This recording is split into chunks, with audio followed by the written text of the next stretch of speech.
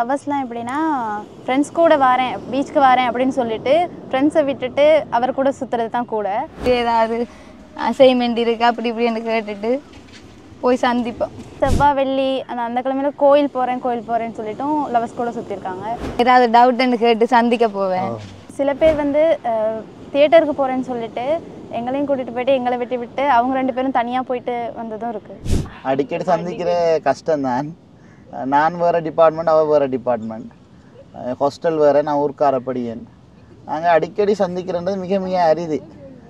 ஒரு யூனிவர்சிட்டியாக இருந்தாலும் வேறு பாடங்கள், நிறைய பிரச்சனை எல்லாம் இருக்குது. அவரை அடிக்கடி மீட் பண்ணணும்னு இல்லை, எப்படியா இருந்தாலும் அவரோட தனி கல்யாணம்னு நடக்க போகுது. கான்ஃபிடென்ட். மனிதருணர்ந்து கொள்ள இது மனித காதல் அல்ல.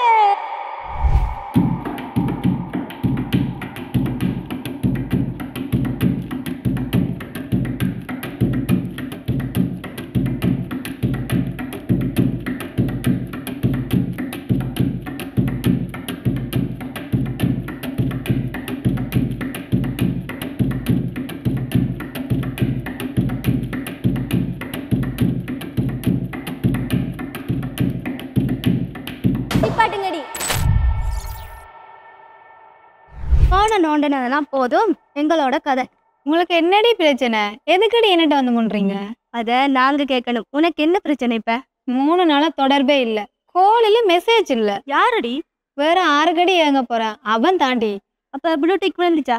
ப்ளூ டிக்கா? டபுள் டிக்கே இல்ல. அது சரி, அவன் வச்சிருக்க அந்த மொக்க போனுக்கு மெசேஜ் கால் போனாதான் ஆச்சரியம். முதல்ல போனை கொண்டே கடையில கொடுக்க. போனை விடுடி, நேர்ல வந்து என்ன பாத்துருக்கலாம் தானே. முந்தியெல்லாம் அப்படி வரவா, முன்னால பின்னால தெரியவா. கண்ணினுக்கு கூட போக விட மாட்டான், தீத்தி விடுவான் வந்து. நம்ம கொஞ்சம் அள்ளி வைப்போம். லெக்சர்ஸ் நடந்து பின்னால காத்து கொண்டு நிப்பான். நீ என்னடா அங்க பாத்துக்கிட்டு இருக்க? போடா. ஹாஸ்டல்ல இருந்து கீழே வந்து முன்னாடி வந்து நிப்பா. ஓடி ஓடி வருவா மச்சான், ஒழுங்கையில வந்து நிப்பா. என்ன நினைப்பா மச்சான், எங்க வீட்டை சும்மா இருங்கடி. சரிடி, இப்பதான் ஹாஸ்டல்ல போற பிரச்சனை உனக்கு தெரியும் தானே. அன்னைக்கு வார்டன் கூட ரூம்ல போய் ஏதோ விசாரிச்சுட்டு இருந்தாங்களா. மிஸ் கூட என்கிட்ட கேள்வியா கேட்டாங்க. நான் வந்து சொன்னேன் தானே. அதோட நம்ம பெஸ்ட்ல யாரோ அவன் வீட்டுக்கு தகவல் கொடுக்குறாங்களாம். உனக்கு எந்த பிரச்சனையும் வரக்கூடாதுன்னு அவன் வராம இருக்கான் போல. இதெல்லாம் பெரிய பிரச்சனையாடி. எதுக்காக மீட் பண்ணாம கதைக்கலாம் இருக்க முடியுமா? கேட்டுங்க, நானே உனக்கு ஐடியா சொல்லியிருப்பேன். புடிங்கிருப்ப வெத்தலைய கை பிடிச்சு வெறும்பழக வாயிலிட்டு சுண்ணாம்பு இல்ல இன்னும் நீங்க சுத்தி வரலாகாதோ. அந்த காலத்துல இருந்து இந்த காலம் வரைக்கும் கேர்ள்ஸ் தானே பாய்ஸுக்கு ஐடியா கொடுக்கறது. ஏதாவது சின்ன சின்ன ரூட்டை கடைப்பிடிச்சி ஏதாவது அசைன்மெண்ட் இருக்கா அப்படி இப்படின்னு கேட்டுட்டு போய் சந்திப்போம். கூடுதலாக லவர்ஸ்லாம் எப்படின்னா ஃப்ரெண்ட்ஸ் கூட வரேன் பீச்சுக்கு வரேன் அப்படின்னு சொல்லிட்டு ஃப்ரெண்ட்ஸை விட்டுட்டு அவர் கூட சுற்றுறது தான் கூட. செவ்வாய் வெள்ளி அந்த கிழமையில கோயில் போகிறேன்னு சொல்லிட்டும் லவர்ஸ் கூட சுற்றிருக்காங்க. எனக்கும் அவருக்கும் கரியர் ஒரேவா போகிறதால ஏதாவது டவுட்டுன்னு கேட்டு சந்திக்க போவேன். அவரும் என்ன பார்க்கணும் வந்து ஏதாவது என்னட்ட டவுட் கேட்கணும், பிள்ளைகளுக்கு சொல்லிக்கிடுவாங்க, வீட்டை வருவார். சில பேர் வந்து தியேட்டருக்கு போகிறேன்னு சொல்லிட்டு எங்களையும் கூட்டிகிட்டு போயிட்டு எங்களை விட்டு அவங்க 2 பேரும் தனியாக போயிட்டு வந்ததும் இருக்கும். அப்புறம் ஃப்ரெண்ட்ஸோட பர்த்டே பார்ட்டின்னா அவருக்கும் தெரிஞ்ச ஃப்ரெண்ட்ஸ் இருந்தால் சேர்ந்து போவோம் சொல்லி போய்ட்டு அவங்க அம்மாக்களுக்கு பர்த்டேக்குன்னு சொல்லி போட்டு. அவரை அடிக்கடி மீட் பண்ணணும்னு இல்லை, எப்படியா இருந்தாலும் அவரோட தனி கல்யாணம்னு நடக்க போகுது. ஸோ எப்பயாச்சும் மீட் பண்ணுவோம், எப்பயாச்சும் டைம் கிடைக்கிறப்போ அவருக்கு லீவ் கிடைக்கிறப்போ அப்படி மீட் பண்ணுவோம். அவ்வளோ என்ன இருந்தாலும் எல்லாரும் எப்படி லவ் பண்றாங்க? நெச்சோடனே பீச்சுக்கு போறாங்க, தியேட்டருக்கு போறாங்க. எல்லாரும் எவ்வளோ சுதந்திரமா லவ் பண்றாங்க. சுதந்திரமாக லவ் பண்ணுறோம்னு சொல்ல முடியாது, கஷ்டம்தான். இருந்தாலும் லவர்ஸ்னா மீட் பண்ணி தானே ஆகும்.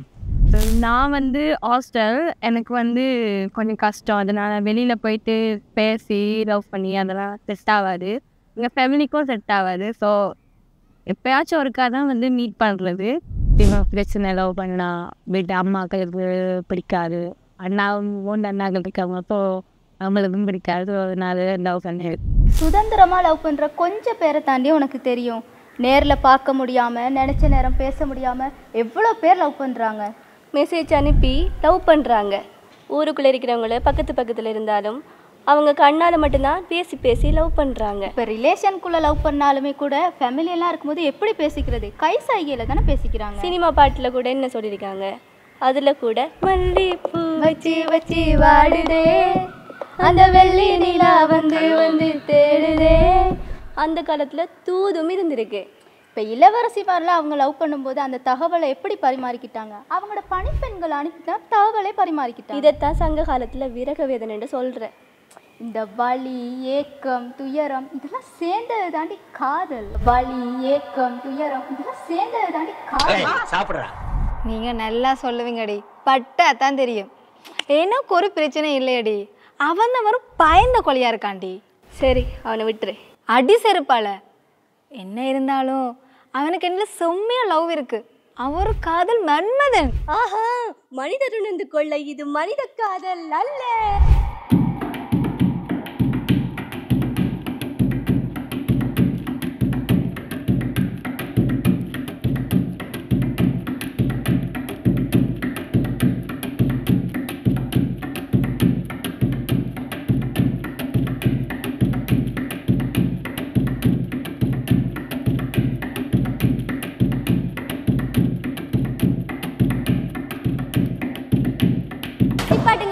ஏண்டி இப்போ உன பிரச்சனை என்ன? 2K ஃபாக்ஸோட நோக்கம் என்ன?